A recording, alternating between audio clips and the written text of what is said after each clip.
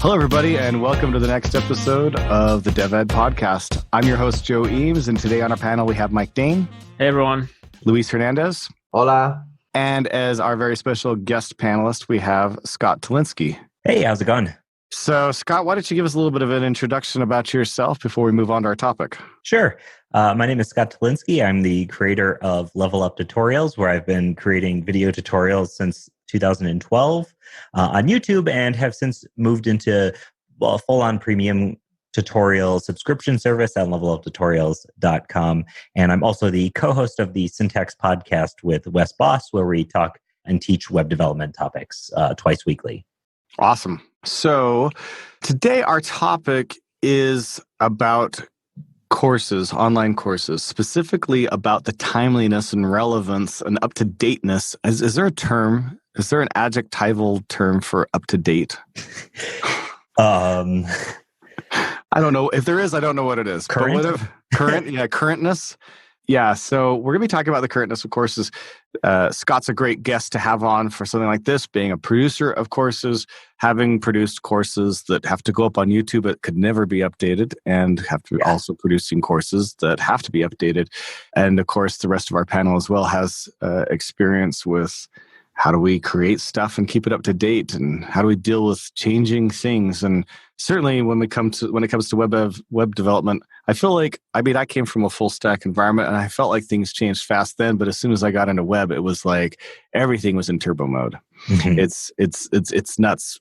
Angular is interesting because they've just decided, hey, every 6 months, we're going to throw a huge new version at you.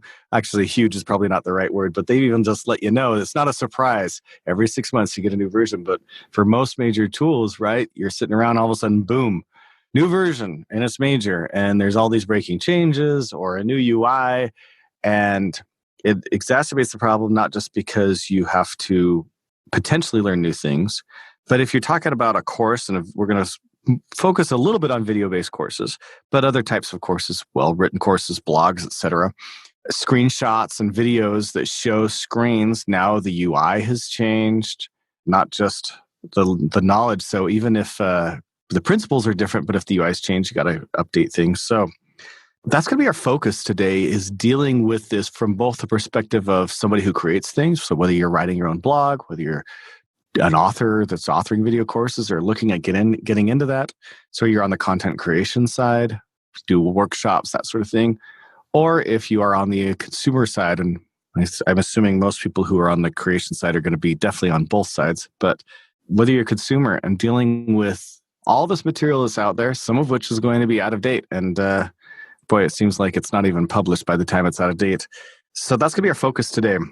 To start off with, I want to direct a question. We'll start off with Scott, and then we'll open this up to other members of the panel. But the first thing I really want to talk about is just from a high level, as a content producer, what is your main strategies to deal with updates and new versions for content you produce? Yeah, I think this has changed a lot for me over time, because there has been a good portion of my time creating tutorials where I've had to learn some hard lessons in how to do these things correctly. And you end up supporting a tutorial series where every single person goes to install a dependency. They're getting some totally out-of-date API. So for me, it was such a huge lesson to learn a little bit about making sure that everybody's on the same page with versions. And one of the big things I've done more recently is to provide actual starting code with a package.json instead of telling people to install things. Because in the past, I wanted to say, okay, we're going to install this yarn add whatever, npm install whatever. And I wanted to have that experience. I wanted to have that experience as part of the tutorial. But to be honest, it makes it much more difficult because they'll pull in some new API. So for me, more recently, I've been providing JSON files with the total versions of everything I'm using exactly. People can copy and paste it, throw it in their package.json, and have all that stuff ready to go. Because it's not necessarily, in my mind, it's not necessarily a problem of the techniques being out of date in the video, and more of a problem with changing APIs. Because a lot of time they're just shuffling deck chairs or changing something just a little bit, or no, it's a hooks based or render props based or whatever. And the content is still very applicable.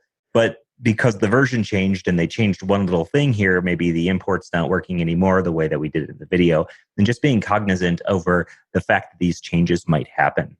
Another thing that I've done a lot is I don't like to use too many technologies. If I'm teaching one topic, like if I'm teaching React animation, I don't want to bring in too many other packages, right? I want to bring in the animation library, React, maybe React Router, something that's not likely to, break anybody's code base. But I want to bring this stuff in, and I don't want to bring in a ton of other things, because the more dependencies you add, the more likely that one of them is going to be out of date at some point. Right. Okay. So something specific you mentioned, you talked about version numbers, right? When you're dealing with version numbers, do you actually give like a fully pinned down to the minor revision package JSON, or do you just go with like, hey, as long as it's, compatible, only new features? What is it? The carrot lets you do? Yeah. For me, it's just minor releases are acceptable. Any sort of major change. But no, I don't really button it down too much. Everything is sort of just what I was using at the time of recording this thing. And at that point saying, okay, here's the yarn and maybe the yarn lock file, and that's it. Okay. Now you can make sure you have the same versions, you install it, you can run yarn or npm install, and it's just going to work. So for me, that is the big thing. And I don't like to even think about versions too much, except for when I know that library is going to be coming out with like a big new version. Like I wanted to do a course on Svelte, but I knew Svelte 3 was in the pipeline. So like the last thing I'm going to do is push out a course on Svelte 2, right when, 3 months later, Svelte 3 is going to come out and just totally ruin the whole thing. Right. So that's interesting. I've been relatively of the same mind until I had this issue where a bug fix in some minor typings issue with TypeScript ended up screwing how TypeScript was doing something and completely broke the whole entire application. Love it. Yeah. Since then, I've been more of an opinion of I just pin 100% of everything, not even down to bug fixes. So, all right, let's go. Let's open this up to other members of the panel, right? Like for content that you create, worrying about dealing with changes, major versions, new versions, keeping things up to date. What are the types of things that you guys are doing, Mike, Luis? Yeah, I think everything Scott said is like absolutely exactly what I think as well. Using like a package.json and pinning down each one of those dependencies and the versions that you're using. A couple other things too that I've used in the past is tagging my content. So I've done this with written content a lot. So I'll put tags in like, okay, like this is React and I'm also using like immutable JS or something. And then if I know there's a major version of that released, I can just search by tag and I can say, okay, maybe this content needs to be updated. This content needs to be updated. So, just being able to easily search that just on my end is really useful, because then I can go through every, couple months and see if things need to be updated. Another thing too is, and this kind of goes back to that package.json, is like, if you use online code editors, like, StackBlitz, for example, you can kind of create your own environment and then users can just pull that down. So kind of like Scott was saying, he'll just provide the starter code. And if you use something like StackBlitz or CodePen, it makes it really easy to do that, because you literally just click on the link and then boom, you have your editor. It's set up with all your dependencies. So I think that's another good way. If you're creating content, creating it using some of those tools that can kind of snapshot your environment. Great yeah, point. I use Code Sandbox myself too for that. That's a really good point. You can embed it. You can do so much stuff with that. Yeah, awesome. I am on the side that I only create content for the school. So in our case, we make sure that we break it into small chunks, very focused. Think like kind of a pure function, a little thing that we could teach, that it's really short and it's right to the point. But there is in our case, we don't have to deal with those as much as you do. So normally we teach that every 5 weeks. So right before we teach it, this is when we take a couple of days before that. We make sure that everything is updated and we can run through it. So we don't run into that problem. So, but I love the tips that you guys are giving. Awesome. I've definitely had to deal with this issue a lot. And for video courses, one of the things that I've done myself, and I worry a lot about this sort of thing because I like to keep my courses up to date. I also think a lot about the tools that I'm showing in my video courses. So when Visual Studio Code became a thing, I was so happy because I was using, oh my gosh, I'm blanking on the name, JetBrains. WebStorm. WebStorm. And WebStorm even puts the minor revision number visible in the Chrome of the IDE, which was such a pain to go back and make an edit and be like, oh no, just you can see that the version number has changed. And so, like for me, I learned a little bit to turn off everything other than the actual like code editor. So all the Chrome that I can, I turn it all off, the status bar, and I hide the tree on the left and just focus on the actual like code in the editor window. That was one of the things that I did to make it easier to go back in and make some changes. But so I worry a little bit about that visual presentation quite a bit, or not just a little bit. I worry about that quite a bit, just that visual presentation, keeping that up to date.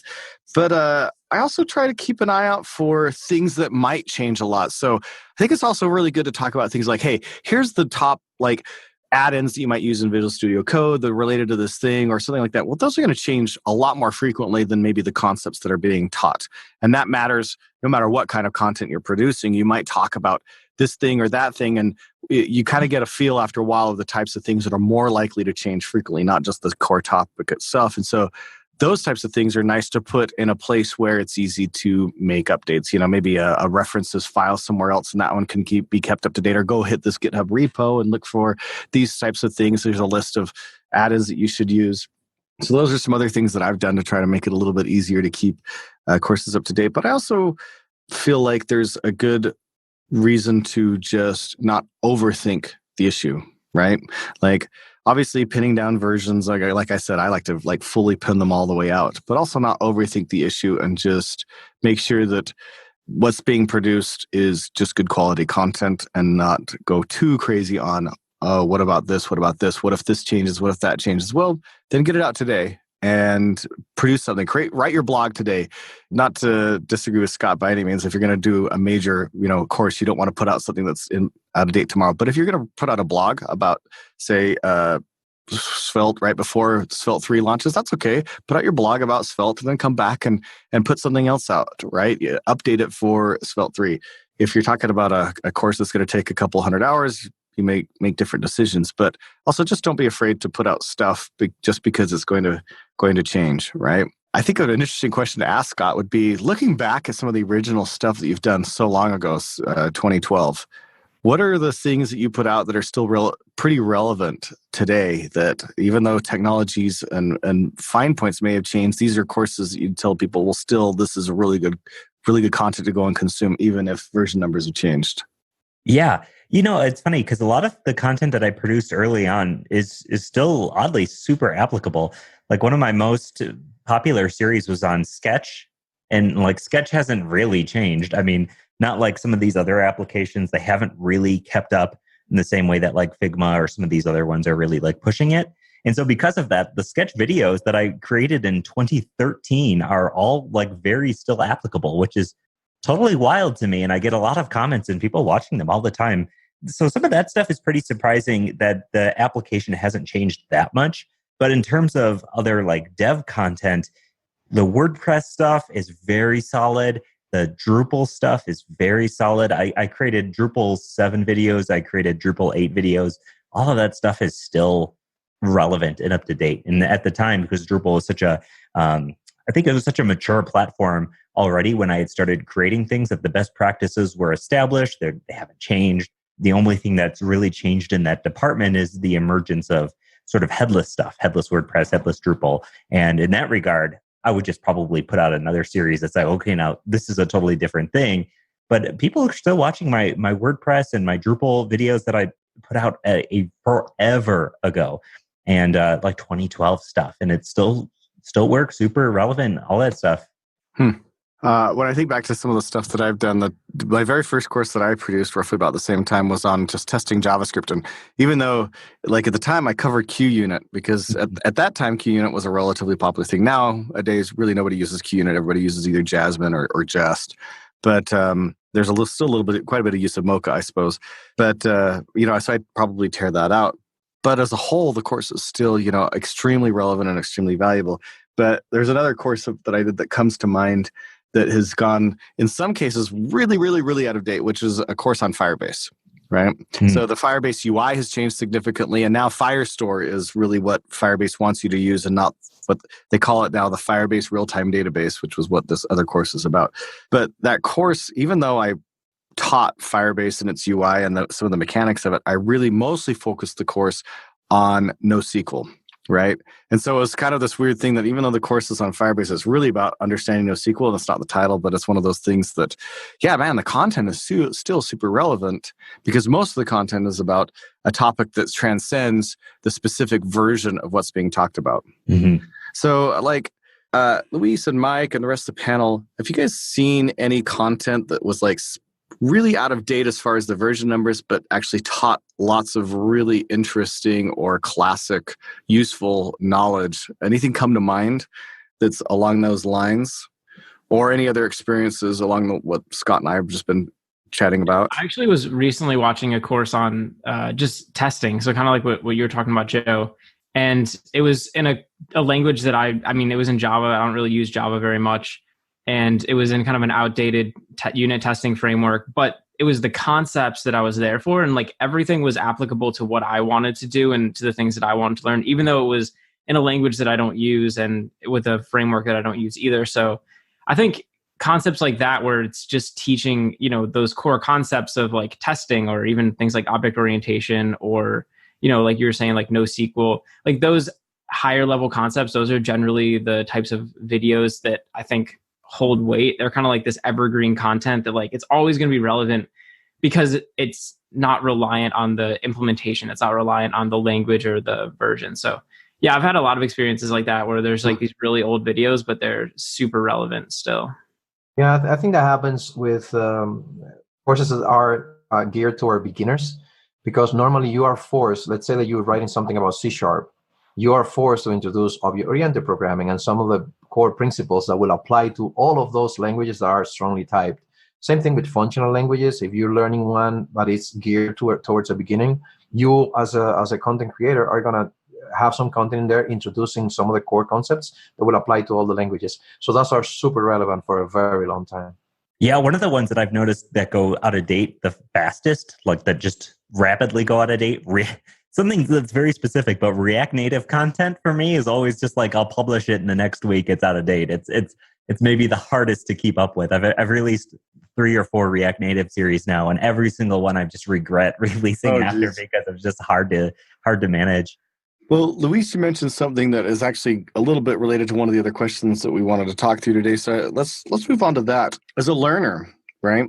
How do you pick courses that are going to be valuable to you and worry about how up to date the course is, not worry about how up to date the course is, right? Like this, your point about looking for introductory level courses because the concepts that they teach, because they have to introduce things, are going to be more classic and up to date is like very relevant to this question. So we've got quite a few questions from the standpoint of the learner, but let's focus on, as a learner, should you care that courses are up to date? And then what tactics can you use to find courses that for whom the knowledge is still valuable, whether the course is or is not up to date? I think as far as like, if you care if it's up to date, it really depends on, again, what you're trying to get out of it. I mean, if you're trying to get like the specific implementation details of something, then yeah, I mean, you want it to be up to date. You want it to be in a version that's relevant to you. But I think if you're just going into it for the conceptual understanding, in my case, like that testing course that I watched with the videos, like I didn't care that it was in a language that I was going to use because I didn't care about the implementation details. I just cared about the concepts behind it. So yeah, I think as a learner, like I think it's something that you should be aware of, and it certainly opens a lot more content up to you if you don't care about the implementation. But as far as like, how can you tell if a course is going to be like that or not? I think it really depends, like looking at reviews and trying to figure out like what the author's goal is in the book as well. I think part of the big problem with this is a big problem in some sort of ways, is because a lot of the times beginners and people who are just starting to learn this sort of stuff, they don't know what it even means to be out of date in some regards. They haven't experienced those problems firsthand. So I remember trying to learn Django at one point and coming in, and all of the docs were for an old version. And when you install it with their instructions, it installed a newer version. And I just remember being like, why doesn't this work? Why doesn't the documentation at least tell me what to do? It's giving me this whole tutorial on what to do, and the tutorial's wrong and out of date and whatever. And sure enough, they're going to fix it. But I think the community neglected that some dude was going to come in here, run a command, try to get this working, have it not work, and get super frustrated. And so a lot of the times the people who don't know what they don't know that the stuff is out of date or even what to look for. And I think that's maybe why it's important that beginner content tries to remain as flexible and open as possible, to get people into that, or even maybe expressing some of those things. I think the learning about how you manage versions and how you manage packages is all part of the experience of becoming a developer, and everybody's going to hit pain points along the way. But finding the content that is super in date for maybe somebody who's like an intermediate level, I think for me, when I'm looking as a learner, I look at several things other than publish date, because I'll look at publish date, but I look a lot at branding, visuals, quality, that sort of thing. So high mic quality, high video production, high graphic design, all of that good quality. Because if it's recently released and it's all high quality every step of the way, chances are they've taken the time to make sure that the content itself is going to be high quality. It shows that they have a thought process into making something that is usable for everybody. All right, so I want to go off on a rant about a tangent on what you were talking about there. This obsession with learning the wrong things when you're learning. So I have a really close friend of mine. His wife wants to get into programming, and so I told her, "Hey, let's meet every day for 30 minutes on Hangouts, and we'll do some basic JavaScript programming together. I'll give you some homework, and then ideas of other resources." We did that for several weeks leading up to NGConf, and during that time, all I did was have our work inside of StackBlitz. And then she's off looking at these tutorials. She'd keep coming back and saying, "Well, I don't understand why this thing does this, because they did this and I tried to do it and it just doesn't work." And I kept telling her, "Wait, well, just put it back into get the code and put it into StackBlitz and forget about all the tangential stuff. Just learn the core of what you're learning, of what you want to learn, which is the code." And people get so obsessed with the outsides and the problems like you're talking about, right? If you're producing content for somebody that's a learner, finding ways to smooth out those rough edges, like being able to use something like one of the Code Sandbox or StackBlitz when possible, or something that is very easy and straightforward, so that the people who want to learn can get right to the actual learning and not have to spend 4 hours figuring out all of the base installation processes that just have nothing to do with what your actual product or what you're trying to teach is. And I get so frustrated when I see things like that. Like, "Oh, you want to learn Angular? Great. We're going to start with Node. Let's learn Node. And do you know how to install Node and download Node?" Well, we're going to go through, it's 4 hours of that. But people want to learn Angular or React or Vue or whatever it is they want to learn, and they want to get excited, and then they can slowly work backwards into how to install. That my own personal rant. And Luis, you spend all day long teaching people that are at the beginning of their careers, right? So I assume you have pretty strong opinions about stuff like this. Yeah, I think we are responsible as an industry for a few things. That's one of those. We need to earlier teach them about this stuff. I think it falls on us teaching beginners that they need to understand that versions are important. At some point, they're going to be important, especially when you go into the advanced features. And only when they break changes. For instance, we teach Node. I teach 5 weeks, and I have a lot of Node in there. We tell them to install the LTS version of Node instead of the current version of Node. And the idea here is this is a stable version. And everything that you need to learn as you're learning to work with Node is already on that version. So don't go chasing the newer stuff yet, until you have mastered the basics.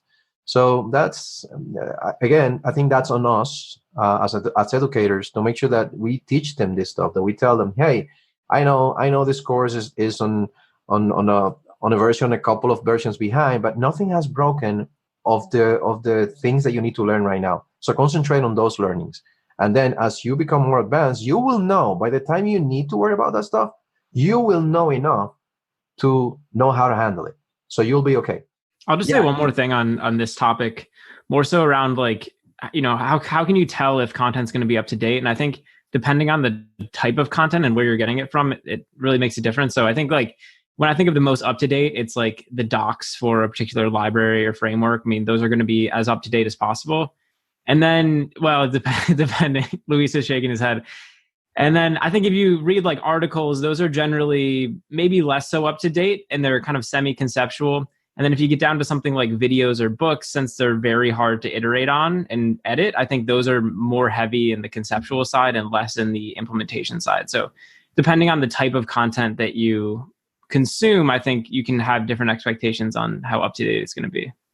So it sounds like the more risk you take, the less the reward, or the bigger the reward, right? It sounds like the more you get from the content, because videos take a lot more work, but they give you more, right? Normally they tend to be more explicit and they help you more than just the documentation. So the more you're getting from the material, the higher the risk that material might be a little out of date just because of the time it takes to produce it, right? Right. Do you think we have an over obsession with up to dateness? Yes. A comment on that is like, I think there is just a total misconception about what's out there in terms of even jobs available.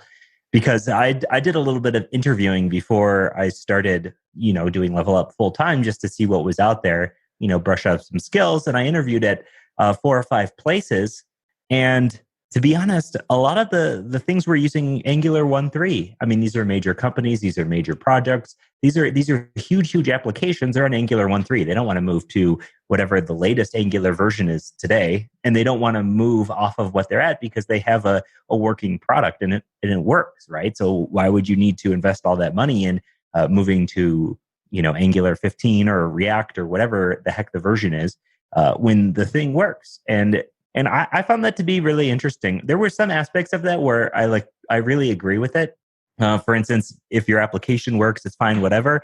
But if things are easy to change, like zero maintenance, like for instance, just upgrading to use ES6. I did an interview and they weren't even using ES6. And I was like, they were using Gulp as their build process. I'm like, well, it's not hard to add Babel to a Gulp process. And now you're using ES6. Well, we don't want to train everybody. We don't want to teach the whole development people how to use ES6. Well, they're going to be more productive. The features are so much better. I can't imagine writing JavaScript without ES6 and beyond at this point. And it was a little weird. So some aspects, I can totally understand the platform not changing, but in some other aspects, if the upgrade costs are easy, then the latest stuff is great. It can be awesome. Right. As I listen to you speak, I hear this both dichotomy and the difficulty of dealing with this, right? Like part of being an educator is people are looking for what's relevant today, right? And as educators, part of our job is to help people get the skills that they need for the jobs that are available today. Some of those are Angular 1.3 jobs where big companies are still doing Angular 1.3, but technology is shifting and is changing. And I assume that there's a fair amount of, I like working with what's the latest and greatest. The Stack Overflow survey that came out a little while ago, they listed the reasons why people take jobs. And the number one most popular reason why people take a job is the technology. And that was first. The second was the career opportunities and the environment and pay and all that sort of stuff. Number one was the technology. And yeah, it wasn't like a huge lead, but still that was the number one reason, was the technology. So we are driven by, this new glitzy thing is out, right? Or at least a lot of people are driven by that. But there's this strange balance. You want people to see new things that are great, like ES6. I've been on this kick lately about Cypress. I want everybody to know about Cypress and try out and play with Cypress because it's super cool. And I feel all this pain of the older tools that I used, Selenium, and how painful it was, and I want people to know about it. Yet, in a sense, obviously there's so many people using Selenium out there, far more than Cypress. Same like jQuery, right? That's the number one used library for building websites is jQuery. So even though we do have this obsession with the latest and greatest, we also feel like, I think it's very common to feel like we want to push people to use something that's cool and later and use the new features. And let's learn hooks and start using hooks, right? Yes, it just came out a few months ago, but let's all start using hooks because they're really cool. Yeah, I definitely get caught up in that. I mean, I migrated my whole code base to hooks, even though they say don't refactor to hooks. I like when it was like that week, I'm rewriting everything in hooks. But to be entirely honest, I'm so much more satisfied with my code base. And it's not just because I spent my time doing that is because everything works so much nicer. And I have a hard time being like, well, don't upgrade to hooks. You're fine. You are fine. And the React skills that you had before with classes and everything, it's going to be fine.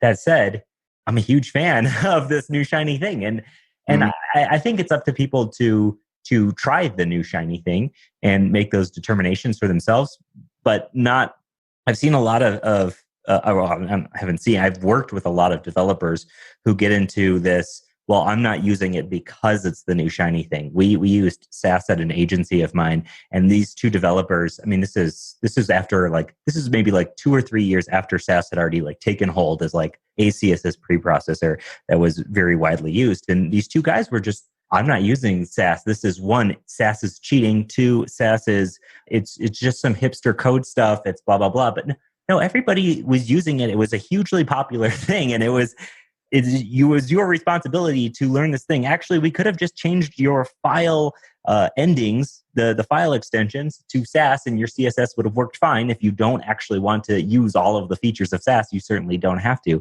But there is definitely a type of developer who is going to resist the new shiny thing simply just because it's the new shiny thing and they don't want to change their ways.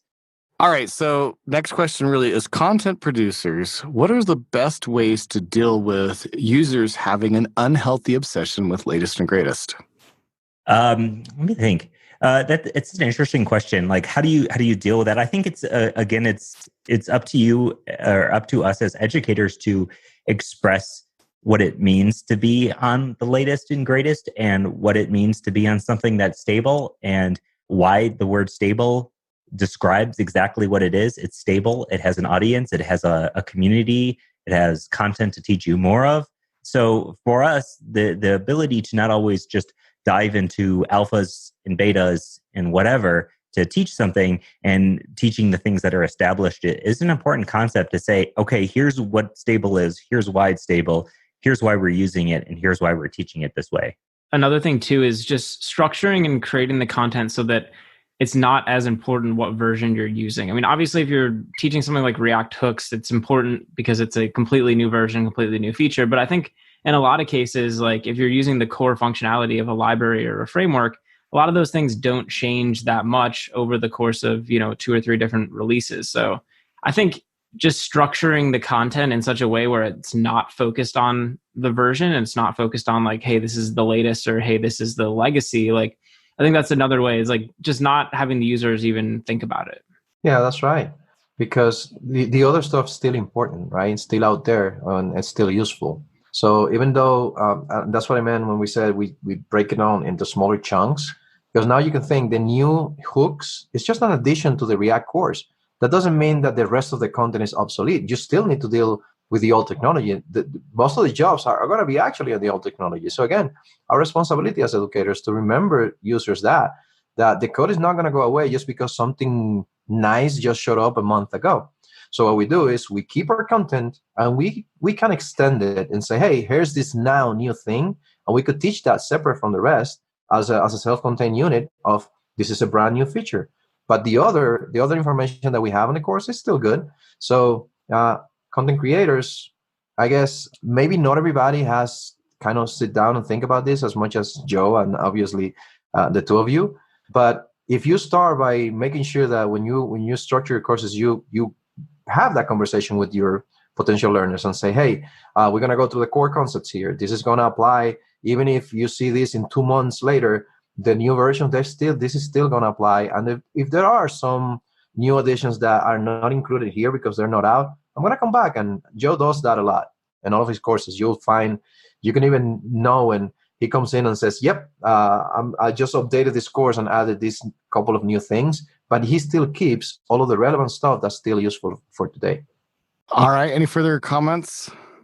All right. I want to move towards kind of the last couple of questions. So let's say you take a course and through either at the very, very beginning or in the middle of it, you discover that the course itself was out of date of some kind, whether that's a blog, it's documentation, whatever. But you're now committed. This is maybe you've paid for the product, and so there's no reason not to continue to consume it. What do you do after taking a course that's out of date as a learner? I think for me, a lot of the times the things that are out of date aren't, even if they're out of date, right? they're still applicable in learning the core concepts. And a lot of the times the new package or the new syntax is just a potentially easier way of doing things. And so chances are you just learned either a harder or a more out-of-date way to do things. And you might have the opportunity to grow your skills by refactoring some code now. You now have the opportunity to look at the documentation to see what's changed. And instead of coming into the documentation totally fresh-eyed and having no idea about what the heck this thing is, you're coming in with the idea and the mindset of somebody who's actually learned this thing already, just in a different way. So now you can adjust and adapt and probably pick up all of the new syntax stuff quite easily. And then you get some experience refactoring your code and maybe running into bugs. And like running into bugs is personally one of my favorite teaching tools.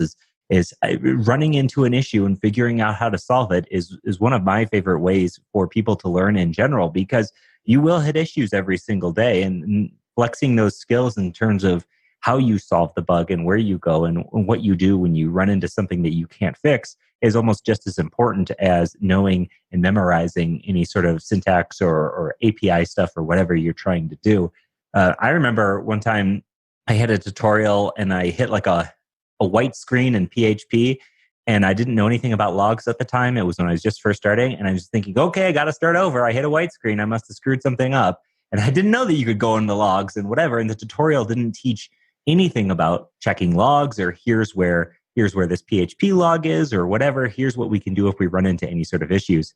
So for me, I think that little bit of struggle that you get from having to upgrade, refactor, change the code from the tutorial is almost just as useful as the tutorial itself in terms of like really getting concepts to stick. Yeah, I like that philosophy. It's just making a good out of a perceived bad. So, I mean, obviously, like learn to refactor it. Also, you have the opportunity to figure out, okay, what improvements did they make on this library or framework, and why were those improvements made? Why is this code better than the code that was in the tutorial? So I think that it's taking that situation and turning into a learning opportunity.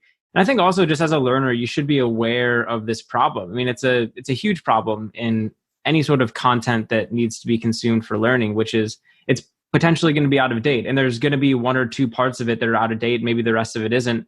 And it's something that you're going to be dealing with for the rest of your career. So learning how to figure that out and how to handle that situation, I think is always a good thing. And then also finally, just because it's out of date doesn't mean that it's not still relevant. I think we've talked about this. Like a lot of people who work for big companies, they're using old versions of things anyway. So just because it's not the latest version doesn't mean that it's not applicable. Awesome. All right. Well, I think that's kind of the last major question that I had about dealing with up-to-date courses. If anybody has any final comments to put in, but I think we can move on to wrapping up the episode. Certainly, I feel like myself, I like seeing up-to-date courses. It just appeals to the natural part of me that wants to have everything completely up to date. But the fact of the matter is there's just a whole lot of content that's been created and put out there. It was put out on a slightly older version of whatever the topic is that you're trying to work with. And for in some cases, right, it's not always going to be the best thing. Like you said, what we talked about at the beginning, what is the goal? If the goal is to learn the topics or the concepts, you're probably okay. But if the goal is to learn the specifics about that thing, like learning React hooks, you're not going to learn React hooks on a 2-year-old React course, of course. No pun I'm rhyming in there. But definitely don't look at the creation date of something and immediately turn your nose up when you see that that's 6 months old, right? There's so much great content out there. And we just had, it reminds me of something Uncle Bob said on one of our previous episodes about print books. He said, the things that matter are the things that don't change, right? So definitely keep that in mind. Look for the things that don't change in the courses, because those are the things that actually in the long term really matter. So any other thoughts before we wrap up here? Yeah, I get a lot of requests to put the release dates on my content. And I don't put the release dates on my content because I don't think that's the important aspect. The React course that I released a year and a half ago is just as relevant today as it was when I released it. Even if the version is React 16.3 and now it's, 0.8 or something, I'm not sure. But either way, that the content right there is reason to not put a release date, or maybe not even to hunt for release dates, and maybe more think about, is this course going to teach me the things that I need to learn, rather than, is this course old or is this version old? I mean, if somebody comes to you and says, I want you to interview for this job, we use Angular 1.3, I'm not going to fire up an Angular 2 tutorial. I'm going to fire up an Angular 1.3 tutorial. So that content is out there, and you need to be cognizant of what you're actually looking to learn, and if this thing is going to teach you what you're looking to learn. But that's all I got.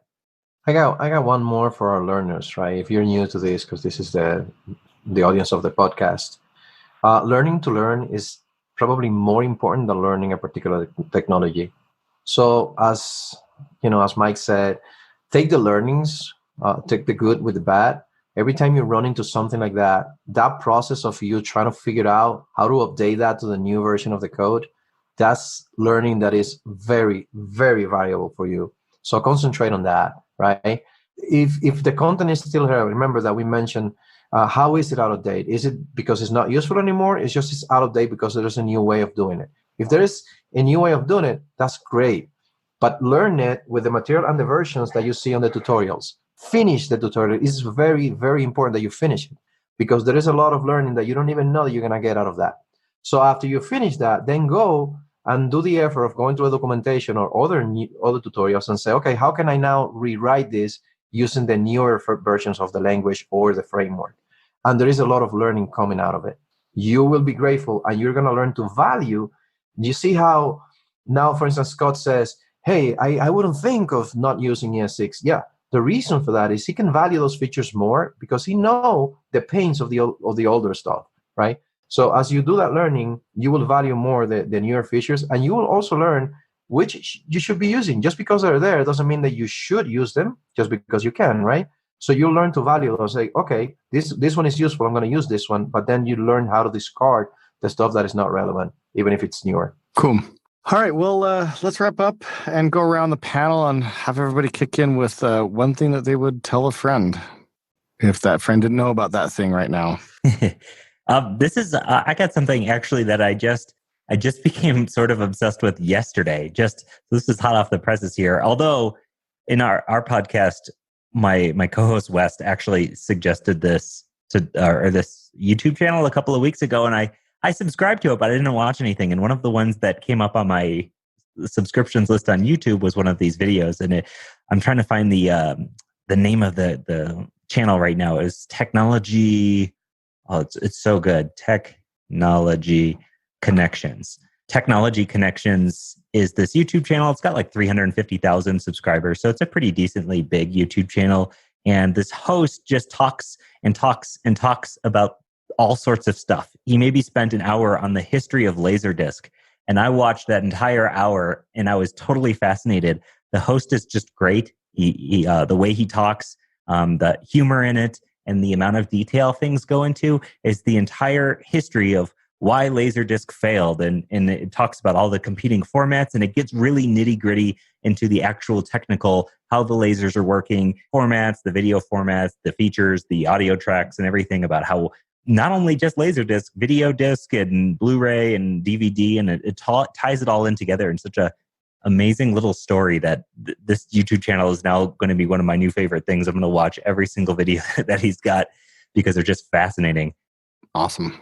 I can go next. Mine is something that's been popping up in all sorts of Slack channels that I'm in, which is GitHub has a new package registry, and it's in beta right now, but it seems pretty cool. So I guess the idea is that you can host your packages on GitHub and you can still install them with like NPM or Yarn. So it seems like something that's probably, I would guess, going to take off since there's already so much code on GitHub anyway. So it's something to look into if you're into like package registries and stuff. Yeah.